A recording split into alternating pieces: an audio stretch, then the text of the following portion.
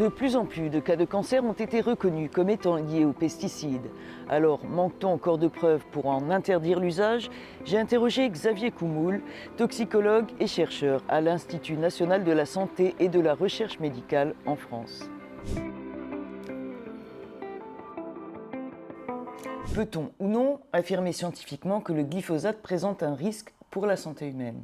Cette molécule, elle a fait l'objet d'une réglementation par les agences européennes, nationales. Elle a été autorisée.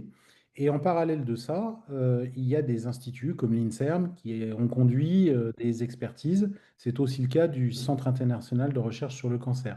Pour le cirque, ils ont statué que c'était un cancérogène probable.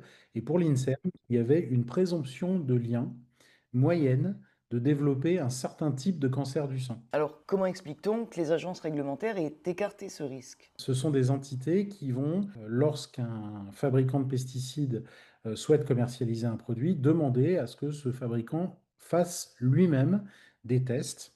L'Agence européenne de sécurité sanitaire des aliments se base beaucoup sur ce que font les industriels, alors que l'INSERM ou le CIRC vont se baser beaucoup plus sur la littérature dite académique et qui va effectuer un suivi de l'utilisation du produit. Ceux qui bénéficient de la vente de pesticides au tenté, 20 ans après, c'est pas eux qui vont payer les coûts de la sécurité sociale pour prendre en charge tel ou tel type de pathologie.